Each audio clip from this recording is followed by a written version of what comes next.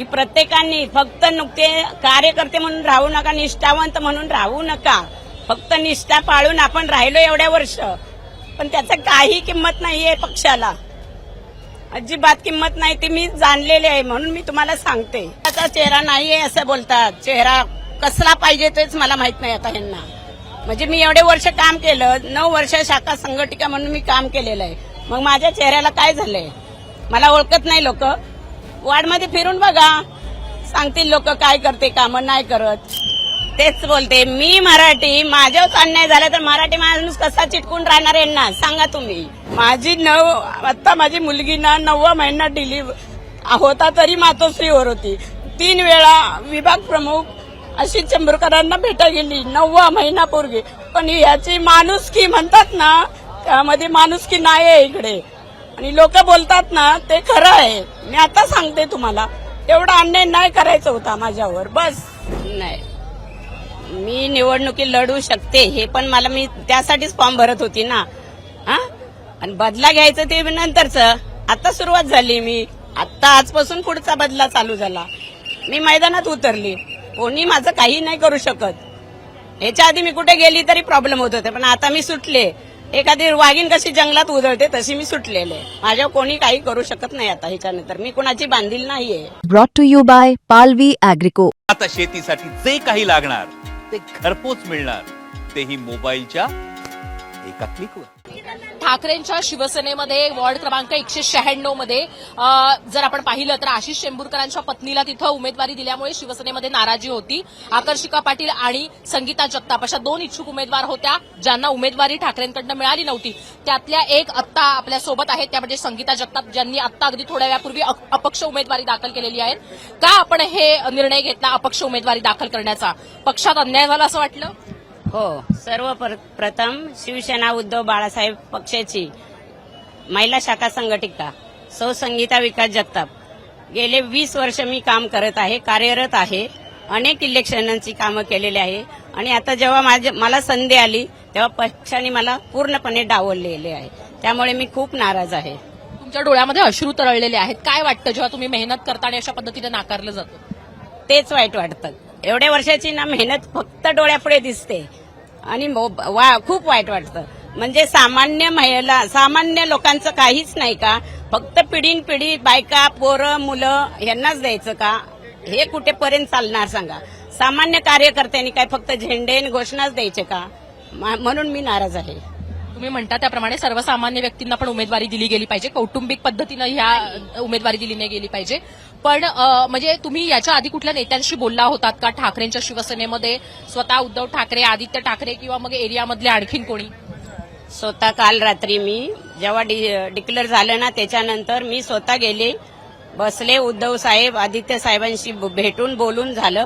पण ते जे काय बोलले ते मला योग्य निर्णय नाही वाटला. म्हणून काय बोलायचं ते बोलले सध्याची परिस्थिती अशी आहे डिफिकल्ट, त्यामुळे चेहरा मेन महत्वाचा आहे आत्ताच्या घडीला. बघा, सर्व कार्यकर्त्यांनी लक्षात ठेवा, तुम्ही कामं करताना तर स्वतःचा चेहरा पुढे आला पाहिजे.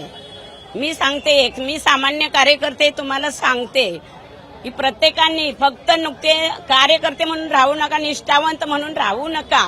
फक्त निष्ठा पाळून आपण राहिलो एवढ्या वर्ष, पण त्याचं काही किंमत नाहीये पक्षाला, अजिबात किंमत नाही. ती मी जाणलेली आहे म्हणून मी तुम्हाला सांगते.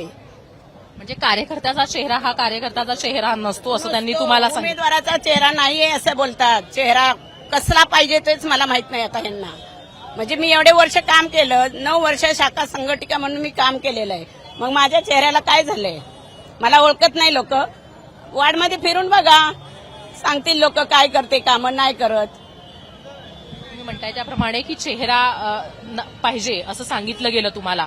तर याच्या आधी तुम्ही निवडणुकीसाठीचे प्रयत्न केले असते, तेव्हा संधी देण्यासाठीचे म्हणजे पावलं नव्हती का उचलली? तेव्हा तुमचा विचार नव्हता का झाला? यावेळेसच तुम्ही का प्रयत्न करत होता? ह्याच्या आधी बोलायला गेलं तशी मला संधी नव्हती. म्हणजे जसे आम्हाला वाढ यायचे, एससी ओपन तर आता आला. त्याच्या आधी ओपन आला तर मधुकर दळवींनी मिसेसला भरलं फॉर्म. त्याच्यानंतर एससी आला तर आता एससी मध्ये आम्ही नाही घुसत. आपल्या हक्काचा ओपन झाला. माझी हीच इच्छा होती की माझ्या हक्काचा झाला, ओपन झालाय, तो मला द्या.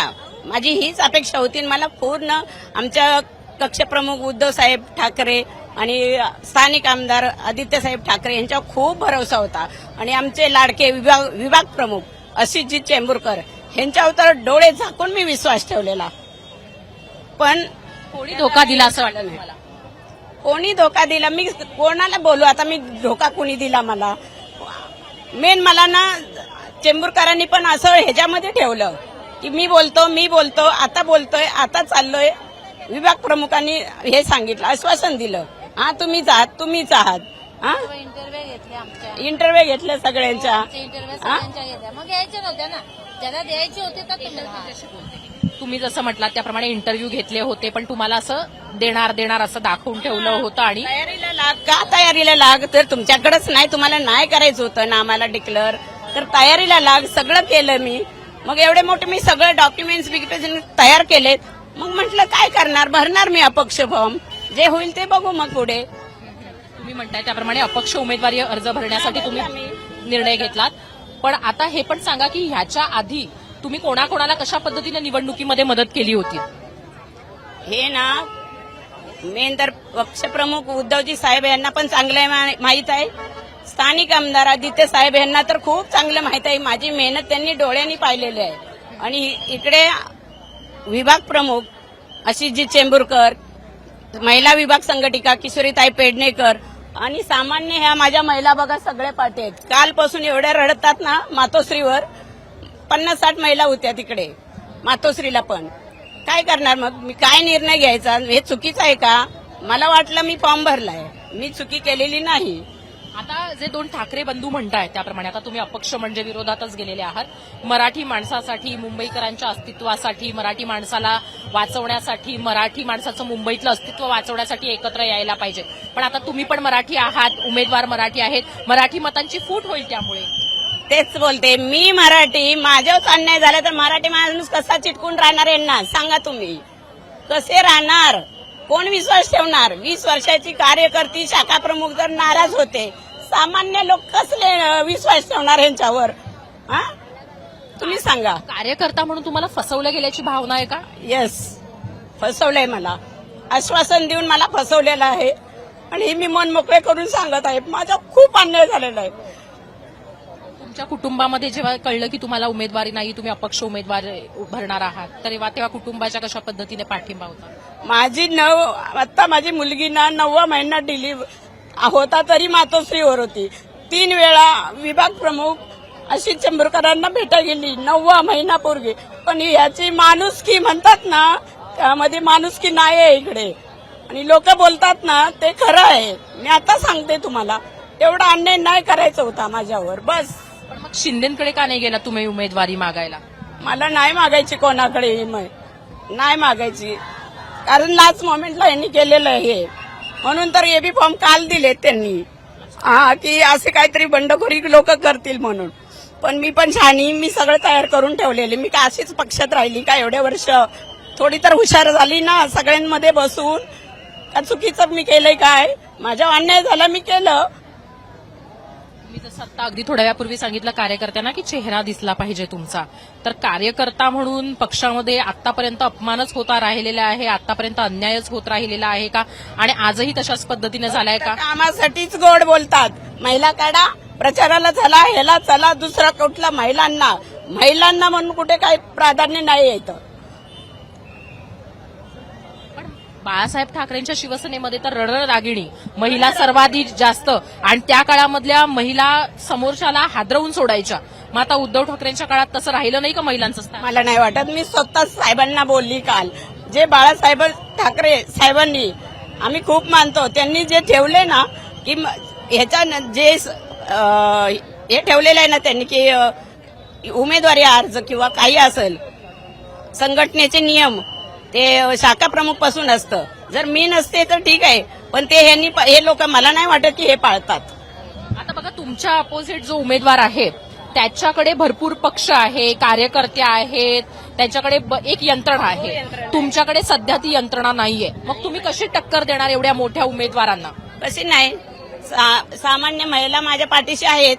बघू टक्कर कशी होते ते. या क्षणी आत्ता इथं जिथं तुम्ही अश्रू येत आहेत तुमच्या डोळ्यामध्ये, अपक्ष उमेदवारी अर्ज दाखल केलेला आहे, तुम्ही उमेदवार म्हणून जिंकण्या हरण्याचा विचार करताय का, की फक्त आपल्यावर झालेला अन्याय याचा बदला घेण्यासाठी तुम्ही निवडणुकीमध्ये उतरलेले आहेत, की मी निवडणूक लढवू शकते दाखवण्यासाठी उतरलेले आहेत? नाही, मी निवडणुकी लढू शकते हे पण मी त्यासाठीच फॉर्म भरत होती ना. आणि बदला घ्यायचं ते नंतरच. आता सुरुवात झाली. मी आता आजपासून पुढचा बदला चालू झाला. मी मैदानात उतरली. कोणी माझं काही नाही करू शकत. याच्या आधी मी कुठे गेली तरी प्रॉब्लेम होत होते, पण आता मी सुटले. एखादी वाघीण कशी जंगलात उधळते तशी मी सुटलेले. माझ्यावर कोणी काही करू शकत नाही आता ह्याच्यानंतर. मी कोणाची बांधील नाहीये. तर अगदी थोड्या वेळापूर्वी आपण जर पाहिलं तर आशिष शेंबूरकरांचं असं म्हणणं होतं ते म्हणजे नाराजांची नाराजी आम्ही दूर करू, काही अवघे तास लागतील, नंतर ते झेंडा घेऊन येतील. खरं तर तुम्ही शिवसेना म्हणून शिवसैनिक येतील, जे निष्ठावान शिवसैनिक आहेत ते येतील असं म्हटलं जात आहे. मग तुमचा विचार निष्ठावान म्हणून नाही केला तर चालणार आहे तुम्हाला का? Yes yes. नाही, मी निष्ठावंत नाही बोलते मी. आणि मला जरी शिव्या दिल्या, जनतेने जरी शिव्या दिल्या तर मला फरक नाही पडत आहे. कारण मला माहित आहे मी कशी राहिले आणि किती वर्ष राहिले इथं. मी कुठल्या ह्या पक्षात त्या पक्षात उड्या नाही मारल्यात. एक निष्ठेने मी काम केले तर माझ्या हक्काची होती, मला द्यायची होती. यांनी कशाला आपल्या बायकोला काढायची बाहेर. लास्ट मोमेंट पर्यंत 11, 11:30, काल 11:30ला बोलले मला की मी आता चाललोय. मी बोलतो काय बोलले हे कितपर्यंत येऊ काय हे जनतेनेच ठरवावं. हे एका सर्वसामान्य कार्यकर्त्याचे अश्रू आहेत. मनाला चटका लावून जाणारी गोष्ट कुठली आहे की निष्ठा तुम्ही दाखवता, तुम्ही मेहनत करता आणि तुमचा चेहरा याच्यावरनं जेव्हा तुम्हाला विचारलं जातं त्या दृष्टीनं त्यांनी आता त्यांची भूमिका, त्यांची भावना जी आहे ती मांडलेली आहे. जी 196 वॉर्डमधली नाराजी आहे त्यातली अर्धी नाराजी दूर झालेली नाही. अभिजित पाटील तिथं आपल्याला रॅलीमध्ये पाहायला मिळालेत. आकर्षिका पाटील त्यांच्या पत्नी इच्छुक होत्या, संगीता जगताप या सुद्धा इच्छुक होत्या, पण त्यांनी अपक्ष उमेदवारी अर्ज भरलेला आहे. आणि त्यांचं असं म्हणणं आहे की मी आजवर पक्षात राहिले ते काही आशित राहिलेले नाहीये, मी माझ्या जोरावर ही निवडणूक लढेन. ते जिंकण्या हरण्याचा विचार नाही करत आहेत, तर त्यांच्यावर जो अन्याय झाला आहे त्याच्या विरोधामध्ये बदला घेण्यासाठी त्या उभ्या राहिल्या. ते म्हणाले की आजपासून जशी वाघीण जंगलामध्ये मुक्त होते तशा पद्धतीनं मी मुक्त झालेली आहे. तर ही वाघीण कशा पद्धतीने टक्कर देते हे आपल्याला जरूर बघायचं आहे. कॅमेरामॅन राजेश रेवणकरसह मी हर्षदा परब, मुंबई तक.